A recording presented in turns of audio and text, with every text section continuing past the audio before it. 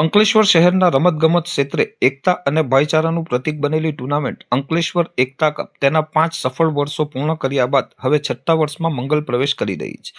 GR Kosadi present આ પ્રતિષ્ઠિત ટુર્નામેન્ટનું આયોજન કલ્પેશ પટેલ, ઇમરાન જોલી, કાર્તિક પટેલ અને સાહિલ મિર્ઝા દ્વારા કરવામાં આવ્યું છે. આ વર્ષે ટુર્નામેન્ટની તમામ મેચો ઉમરવાડા સ્થિત જાણીતા બુરહાની ક્રિકેટ ગ્રાઉન્ડ પર રમાનાર છે, જે માટેની તમામ તૈયારીઓને આખરી ઓપ આપી દેવામાં આવ્યો છે.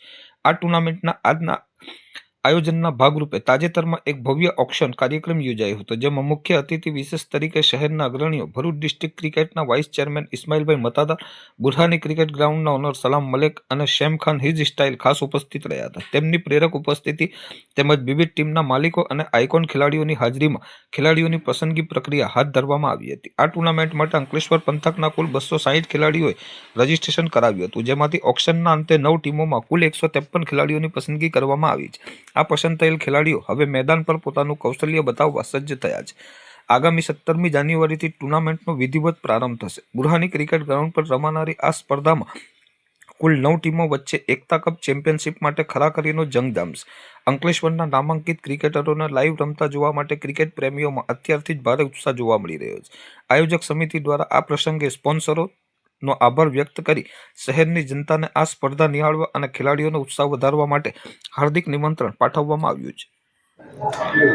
GR કોસાડી સરના સ્મરણાર્થે એકતા કપ આયોજિત જે છે તે સિઝન 6 આજે એનું ઓક્શન છે સનતરાણા હોલ ખાતે, અને 5 વર્ષ નિર્વિવાદપૂર્ણે આ ટુર્નામેન્ટ રમ્યા બાદ આજે આ 6થા વર્ષમાં એમનો મંગલ પ્રવેશ છે અને આ આજે ઓક્શન થવા જઈ રહ્યું છે ખેલાડીઓનું, અને એના લીધે અમે બહુ ખુશીની લાગણી અનુભવી છે. અંકલેશ્વર શહેરના જે લોકલ પ્લેયર્સ છે તેમને રમવાનો એક સારો સ્ટેજ જે પ્રોવાઈડ કરે છે એના આયોજક કલ્પેશભાઈ અને કાર્તિકભાઈ, તેઓ પણ ધન્યવાદને પાત્ર છે. તમામ સ્પોન્સર્સ જેમણે મદદ કરી છે તે બધા પણ ધન્યવાદને પાત્ર છે. અને જેવું એનું નામ છે કે એવું જ એનું કામ છે, જેમ કે એકતા કપ, તો એકતા કપમાં તમામ ધર્મના લોકો, શીખ, હિન્દુ, ખ્રિસ્તી, સરદાર સાથે મળીને ક્રિકેટ રમે છે, અને એ જે નામ છે એકતા કપ તેને સાર્થક કરે છે. અને આવનારા વર્ષોમાં પણ આ જ રીતના નિર્વિવાદપૂર્ણ આ ટુર્નામેન્ટ ચાલુ રહેશે એવી અમે આશા રાખીએ છીએ, અને ખેલ પ્રેમી જનતા આનો લાભો લેશે અને આનંદ રમશે, અને ખેલાડીઓને પણ મનોરંજન મળશે, અને